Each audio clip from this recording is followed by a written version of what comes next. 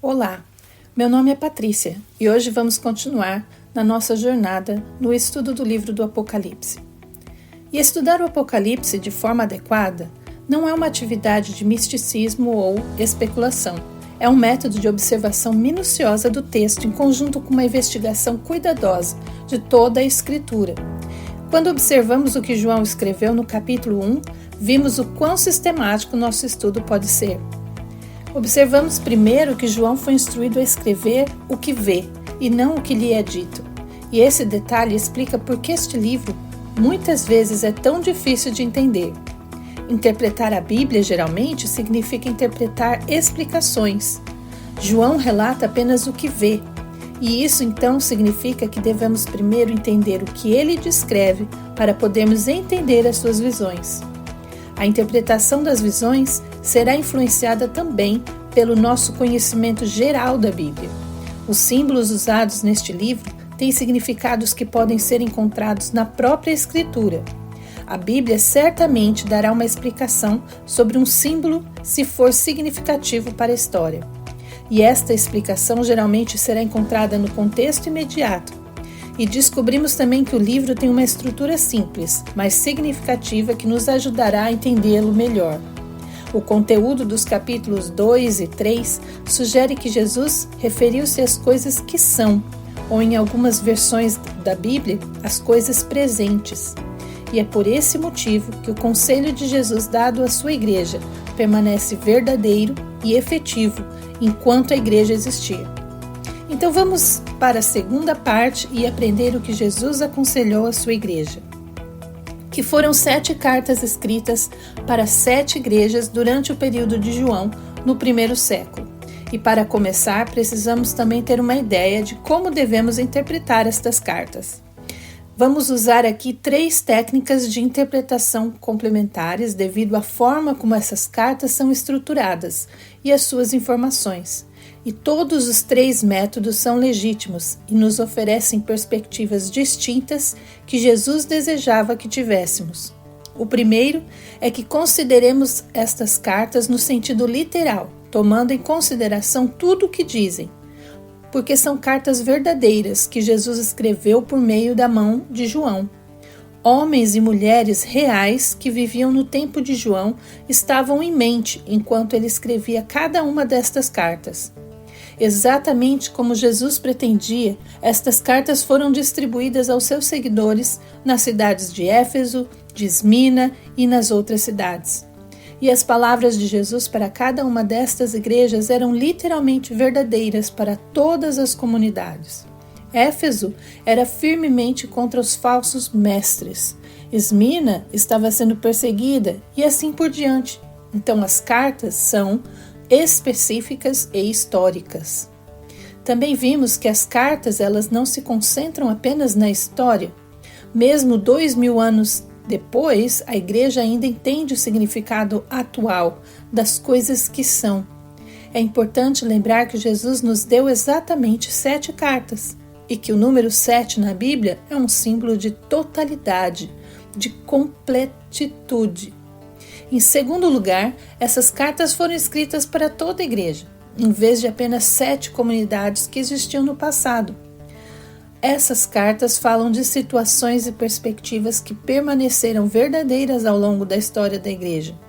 Podemos encontrar comunidades cristãs enfrentando os mesmos problemas em qualquer lugar do mundo, como nas cidades de Éfeso, de Esmina e as demais cidades.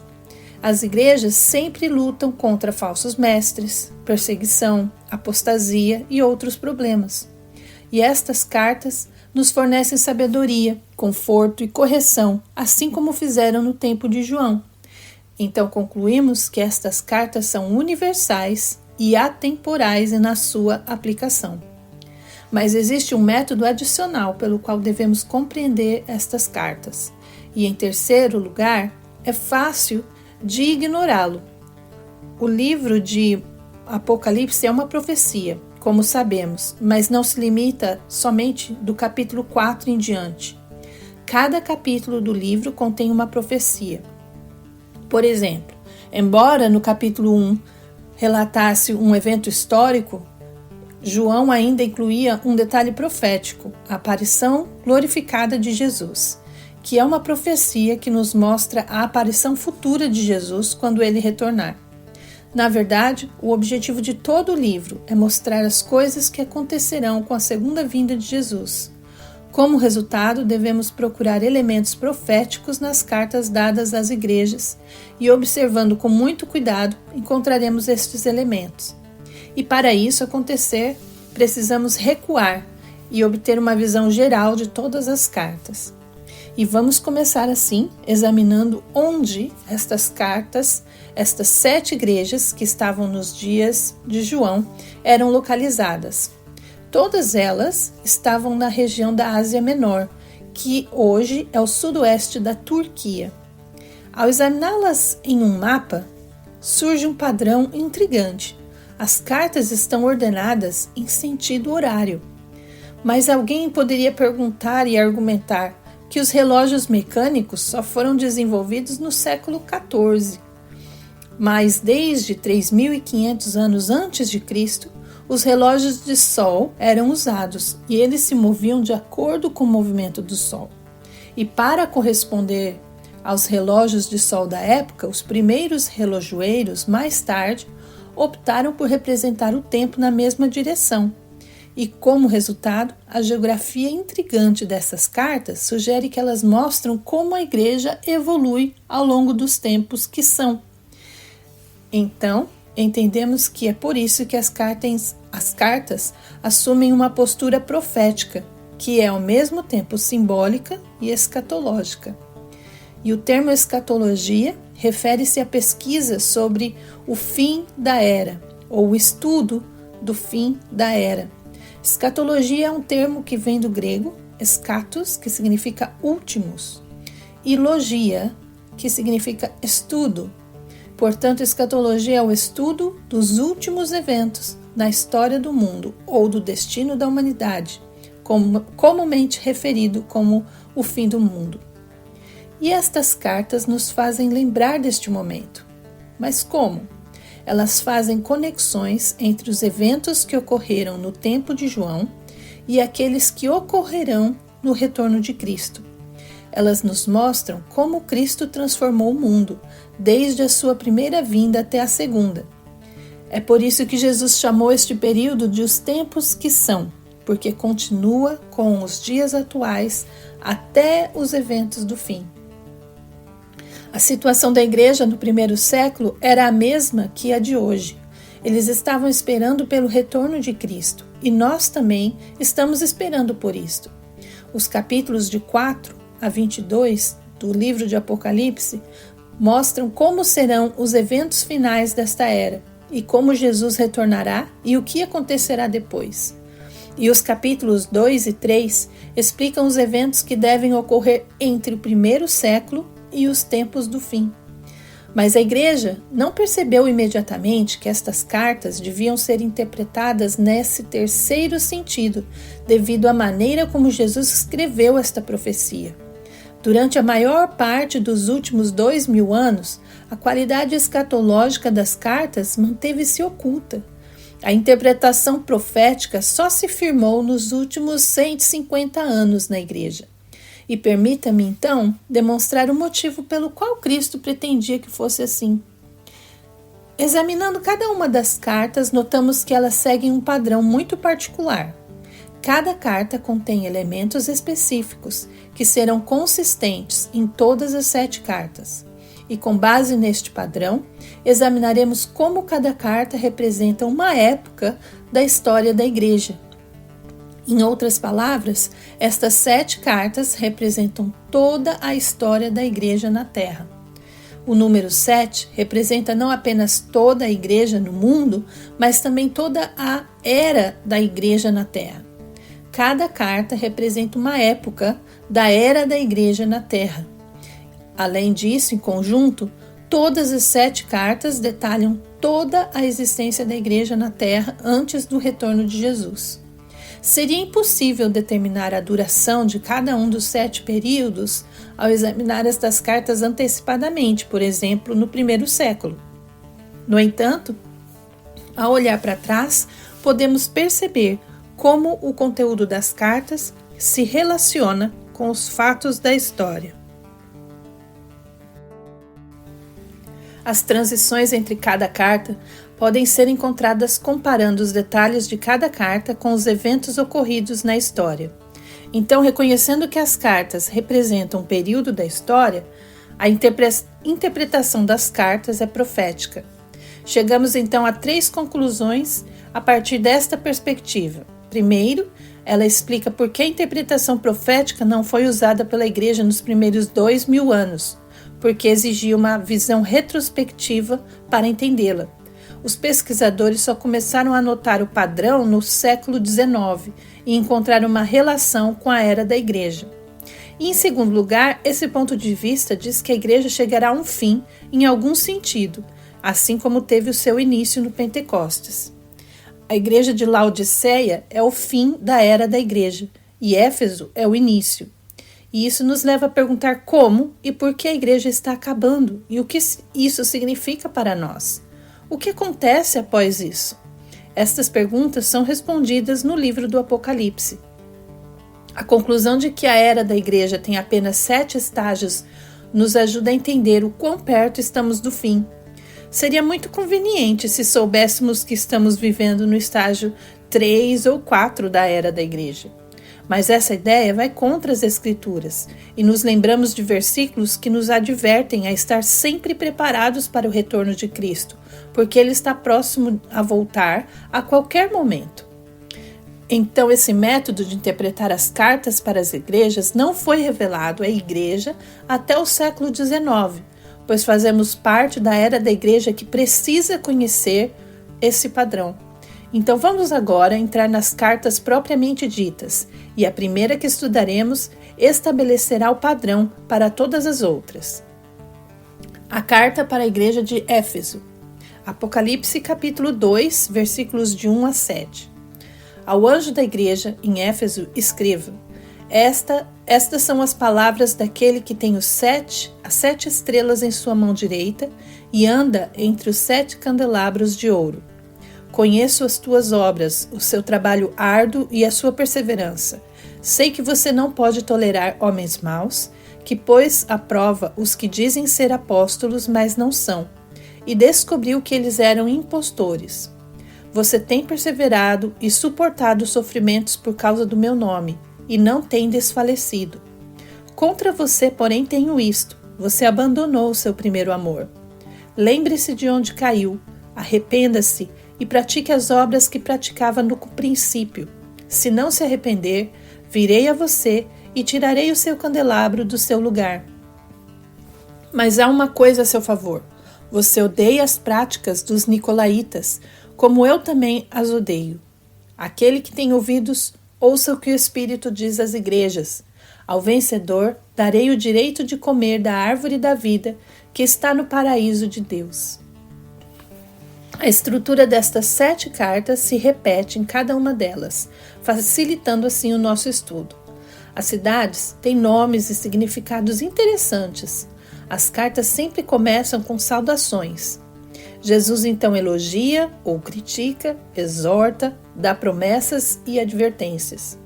Então, separaremos cada carta de acordo com esta estrutura e examinaremos cada uma delas a partir de 3 pontos de vista diferentes: o literal e histórico, o universal e atemporal e, finalmente, o profético e escatológico. Começaremos com os nomes e a história de cada igreja. Éfeso era uma cidade-porto no mar Mediterrâneo. Seu nome significa desejado ou desejável. Era um dos portos mais importantes que conectavam o leste e o oeste do Império Romano.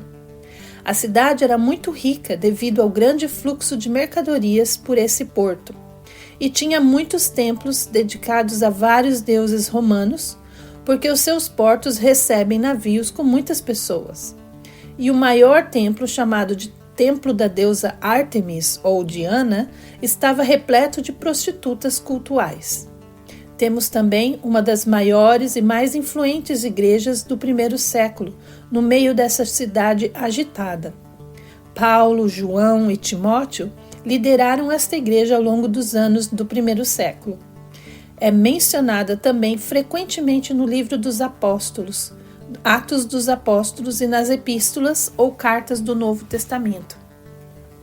Jesus dirige a palavra a esta igreja chamando-se a si mesmo de aquele que tem as 7 estrelas em sua mão direita e caminhando entre os 7 candelabros de ouro.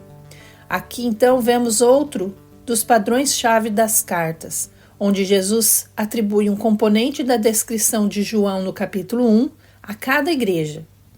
E o fator específico que Jesus escolhe para cada igreja, na sua descrição, nos diz muito sobre o que acontece em cada uma em particular. Jesus usa estrelas e candelabros aqui neste caso. Então aprendemos que no capítulo anterior que a imagem das estrelas simboliza anjos ministrando aos santos sob a autoridade de Cristo. E o papel da igreja em transmitir a verdade de Cristo ao mundo é representado pelos candelabros, ou lâmpadas, que iluminam onde há escuridão. A representação de Cristo em pé no meio dos candelabros com as estrelas em suas mãos mostra sua autoridade soberana sobre a igreja. Portanto, o lembrete claro para Éfeso é que Jesus ainda está no comando com autoridade sobre a sua igreja. Ele quer que a igreja em Éfeso lembre disso, o que fica claro quando examinamos o que Jesus diz a ela. Jesus começa esta carta com um elogio, dizendo que eles têm trabalhado perseverantemente para fazer boas obras de todos os tipos.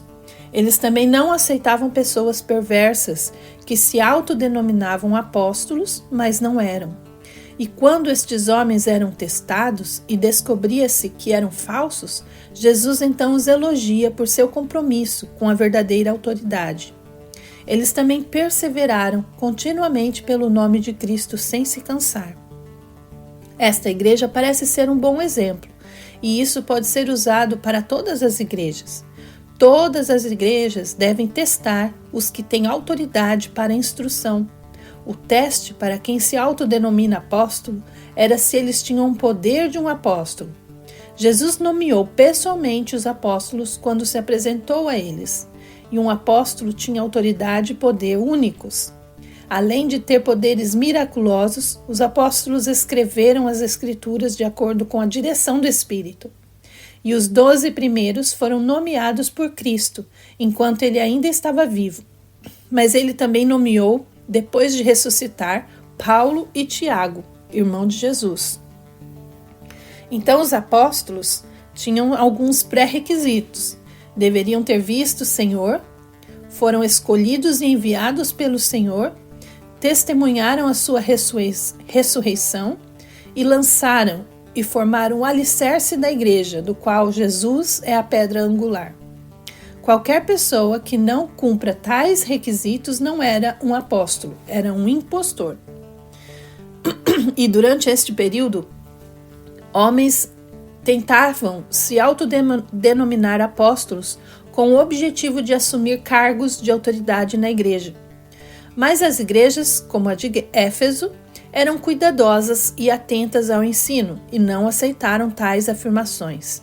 Se um indivíduo não conseguisse fazer os sinais miraculosos que todos os outros apóstolos fizeram, a igreja sabia que esses homens não eram verdadeiros. Os homens eram testados e expulsos da igreja quando não passavam no teste. Então precisamos continuar a seguir o exemplo desta igreja em Éfeso, ao testar aqueles que nos ensinam ou exercem liderança sobre nós. Embora ninguém seja perfeito, procuramos resultados positivos em suas vidas e testamos o seu ensino com a Bíblia. E quando fazemos isso, agradamos a Cristo.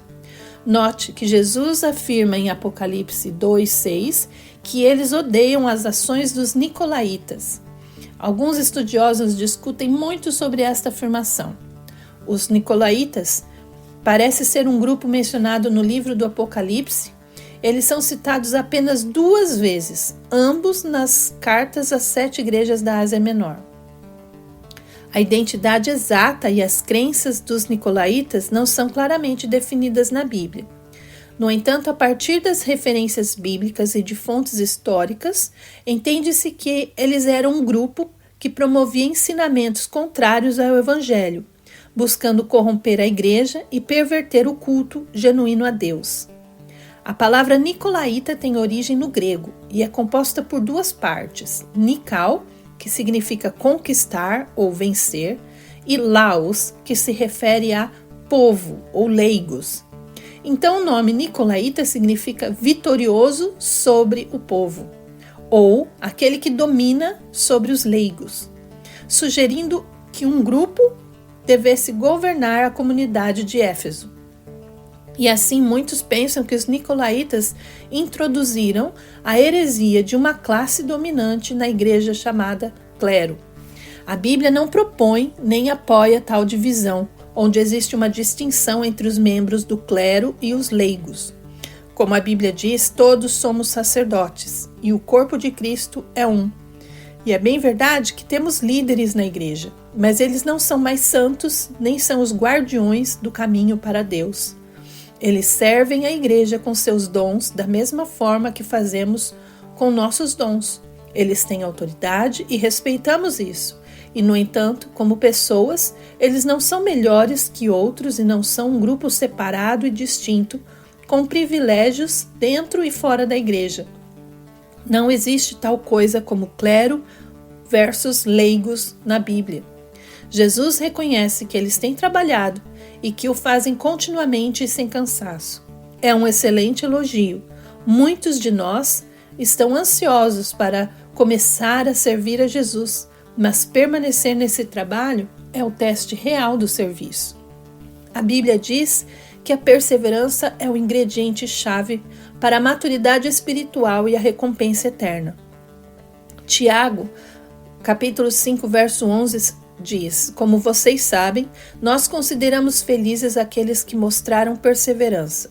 Vocês ouviram falar sobre a paciência de Jó e viram o fim que o Senhor lhe proporcionou. O Senhor é cheio de compaixão e misericórdia. E Hebreus 10, 35 e 36 diz: por isso, não abram mão da confiança que vocês têm. Ela será ricamente recompensada. Vocês precisam perseverar, de modo que, quando tiverem feito a vontade de Deus, recebam o que Ele prometeu. E Éfeso serve como um exemplo de discernimento, unidade e perseverança para nós. Mas Jesus também tinha algumas críticas a esta igreja, então nem tudo naquela igreja estava perfeito. Em uma das declarações mais impressionantes e dolorosas de toda a Bíblia, Jesus afirma que esta igreja abandonou o seu primeiro amor. À primeira vista, a declaração parece simples. É evidente que o primeiro amor da igreja se refere a Jesus, pois o amor de um cristão por Jesus é o mais importante. Mas daí nos perguntamos como isso pode ser verdade para uma igreja que perseverou pelo nome de Cristo.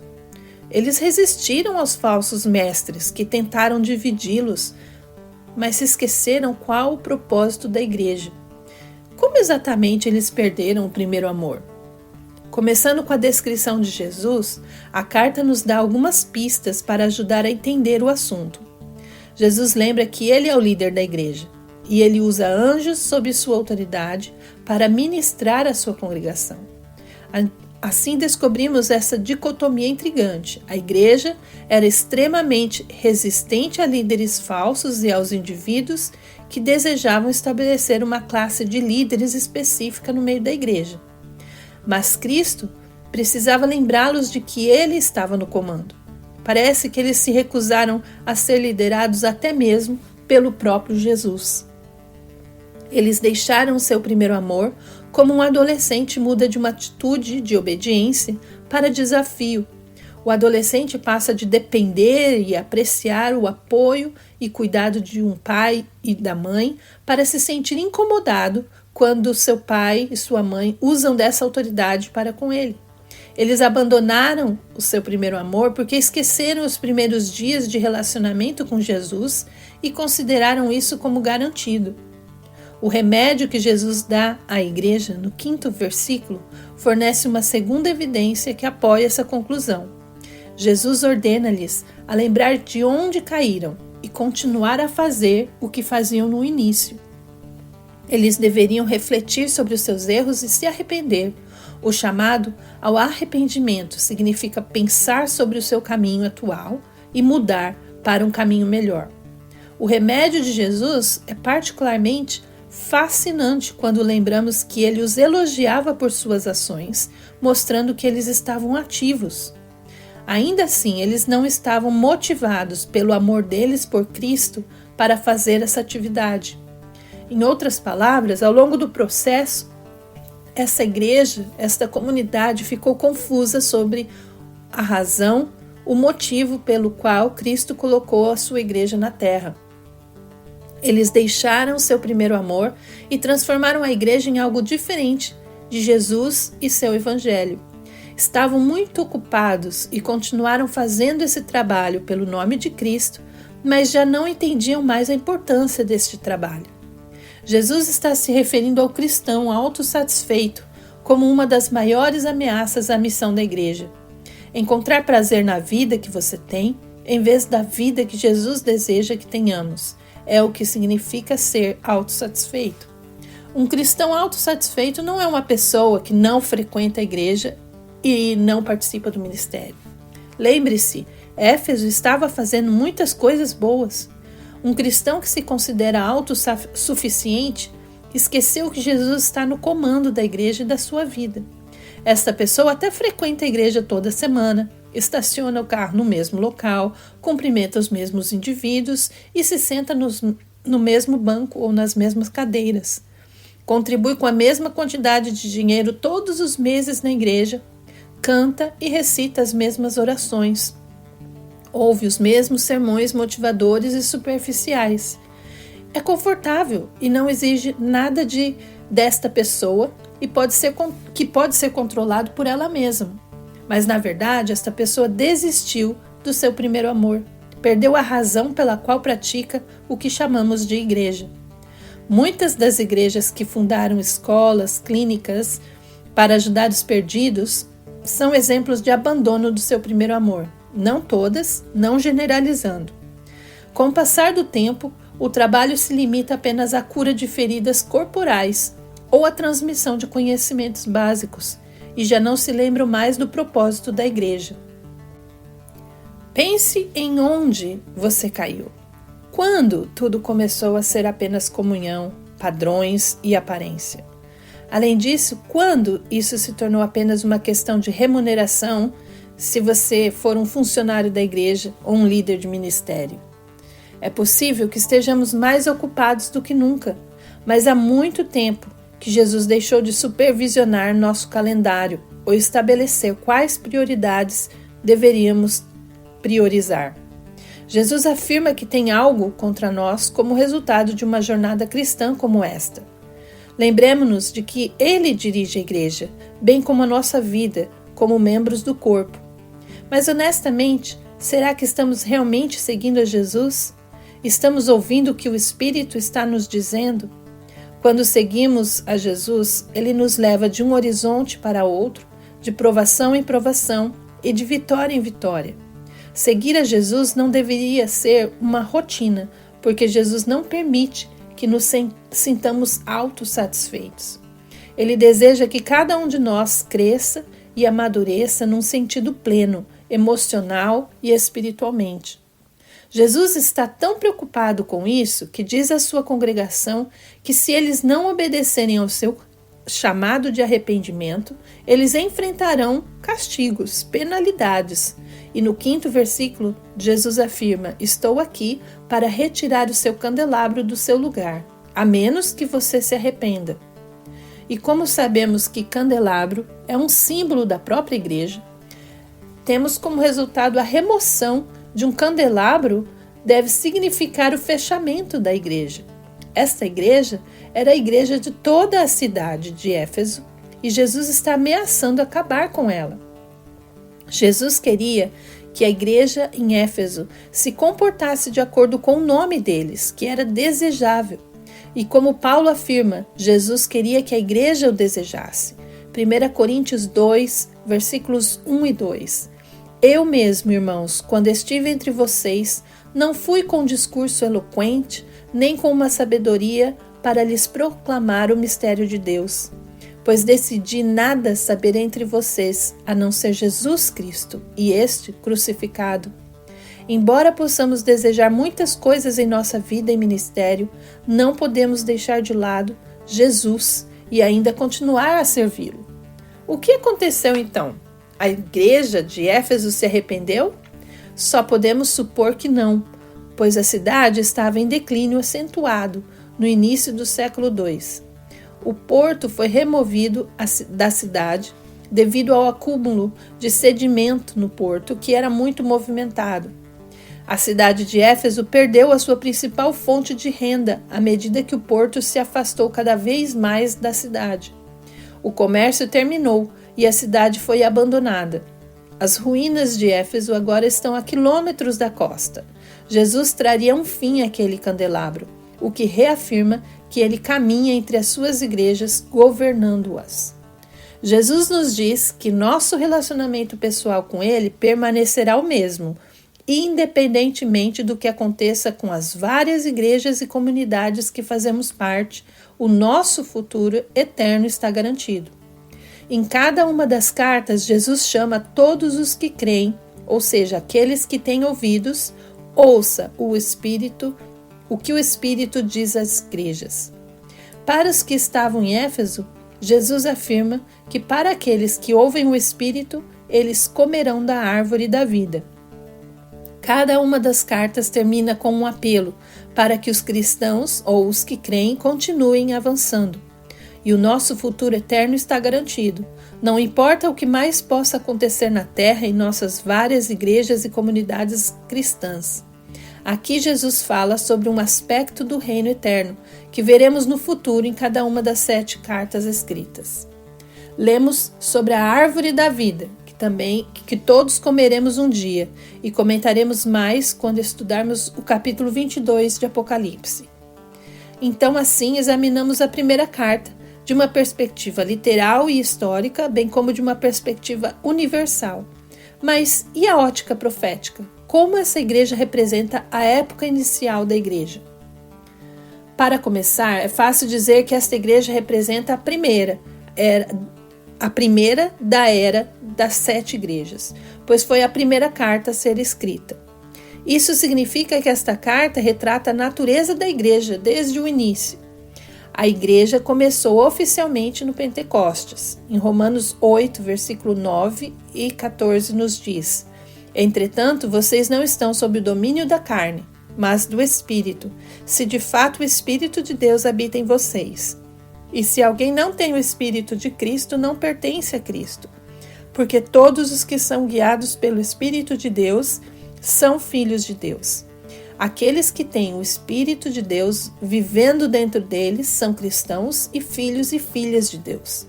E todos os que têm o Espírito de Deus são considerados parte de um só corpo, chamado igreja. Efésios 4, versículos 4 a 6 nos diz: Há um só corpo e um só Espírito, assim como a esperança para a qual vocês foram chamados é uma só. Há um só Senhor, uma só fé, um só batismo, um só Deus e Pai de todos, que é sobre todos, por meio de todos e em todos. Todos que são habitados pelo Espírito de Deus são membros da igreja. E quando você começa a crer que Jesus é Deus e que Ele veio ao mundo como homem para te salvar dos seus pecados e que Ele pagou a conta pelos seus pecados, morrendo na cruz, e que por sua ressurreição Ele demonstra que pode te dar a vida eterna, você recebe um renascimento espiritual pela fé no Evangelho. E assim Deus envia seu Espírito para viver dentro de você, unindo-o aos outros cristãos em um único corpo. Isso é um adiantamento desta vida eterna. A carta a Éfeso nos dá uma visão geral da evolução coletiva da igreja nos primeiros anos. Ela começou com seu primeiro amor de todo o coração, consciente de que tudo se tratava de Cristo, e aguardava ansiosa pela sua volta. Lembra-se deste comentário no livro de Atos, capítulo 2, versículos 41 a 47, e os que aceitaram a mensagem foram batizados. Naquele dia houve um acréscimo de cerca de 3.000 pessoas. Eles se dedicavam ao ensino dos apóstolos e à comunhão, ao partir do pão e às orações. Todos estavam cheios de temor, e muitas maravilhas e sinais eram feitos pelos apóstolos. Todos os que criam mantinham-se unidos e tinham tudo em comum. Vendendo as suas propriedades e bens, distribuíam a cada um conforme a sua necessidade. Todos os dias continuavam a reunir-se no pátio do templo, partiam o pão em suas casas e juntos participavam das refeições com alegria e sinceridade de coração, louvando a Deus e tendo a simpatia de todo o povo. E o Senhor lhes acrescentava todos os dias os que iam sendo salvos. Uma pessoa que vive para Cristo desta maneira é maravilhoso, e as pessoas estavam vivendo como se não houvesse amanhã na terra nos primeiros anos da igreja.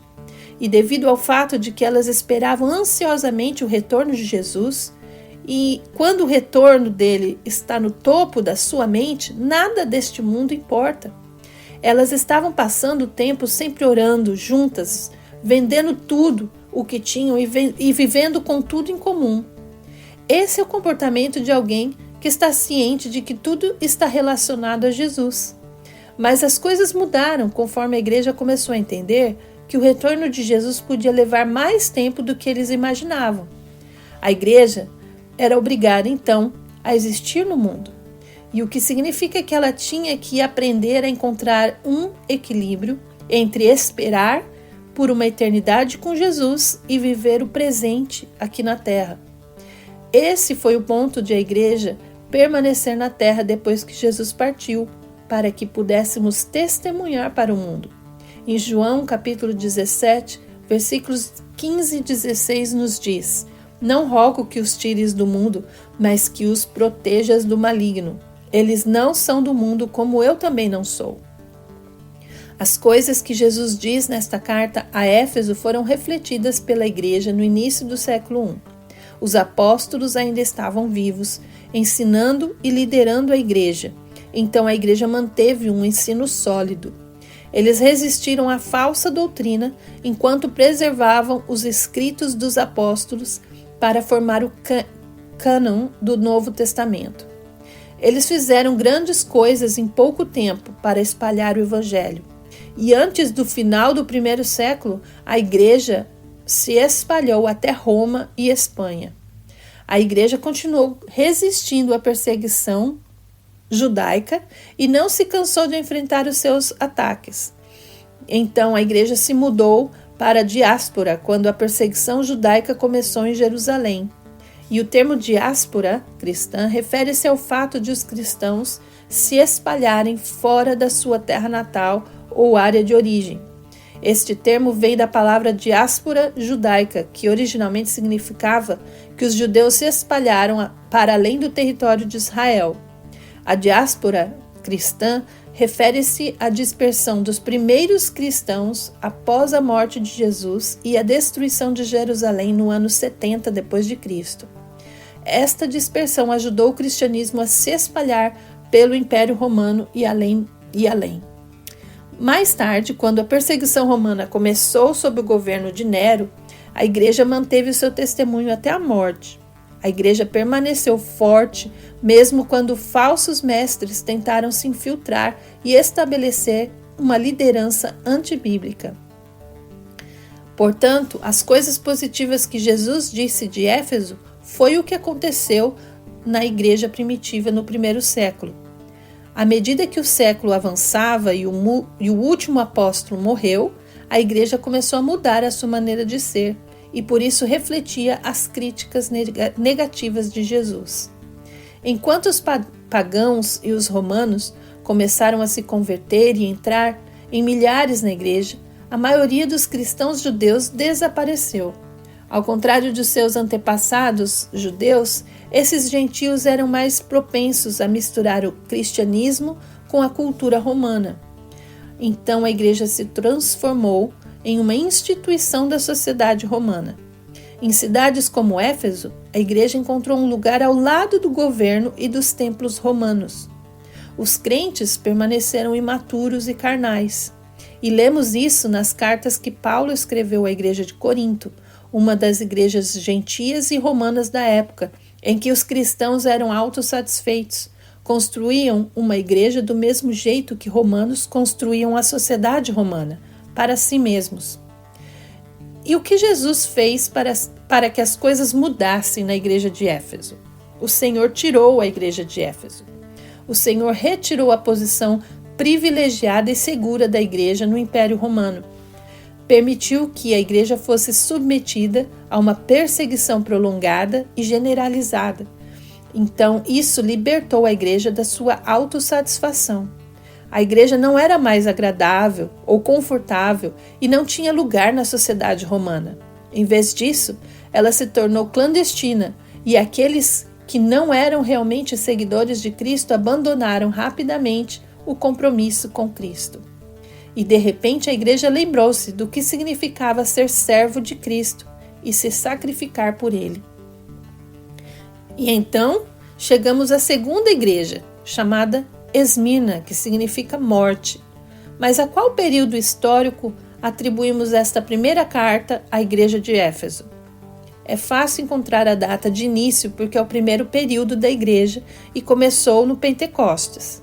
Como as datas exatas não são conhecidas e nem relevantes aqui, vamos usar números aproximados. Podemos concluir que a igreja começou por volta do século I, no ano 30. E quando termina? O objetivo é vincular nossas datas a um evento histórico relacionado às cartas. Que evento poderia marcar o final do período inicial da igreja? Sabemos que a mudança-chave entre o primeiro e o segundo período é o surgimento da perseguição. E quando estudarmos Esmirna no próximo episódio, veremos esta mudança claramente. Não há um dia específico em que a perseguição começou, então não temos um marcador claro. No entanto, o fim dos apóstolos é um ponto de virada na história da igreja primitiva. Após a morte do apóstolo João, a igreja pela primeira vez estava sem um líder apostólico, e em seu lugar tinham a palavra de Deus, que era muito mais valiosa e poderosa para liderar a igreja. O cânon do Novo Testamento, ou o conjunto das cartas e dos livros do Novo Testamento, foi criado pelos profetas conhecidos como apóstolos, e o último apóstolo escreveu o último livro da Escritura, que é o livro do Apocalipse. Então, a morte de João no final do século I também coincidiu com o terror que o imperador Domiciano trouxe. E isso marcou o início de uma era horrível de perseguição romana que aumentou e diminuiu nos próximos 2 séculos. E como resultado, podemos calcular, com base nesses detalhes, mais ou menos a data da primeira época da história da igreja, relatada pela carta de Jesus a Éfeso, que ocorreu entre os anos 30 e 100 depois de Cristo. Assim, podemos designar esse período como a era da Igreja Apostólica. E obrigada por juntar-se a mim nesta jornada, através do livro do Apocalipse. Até o próximo episódio.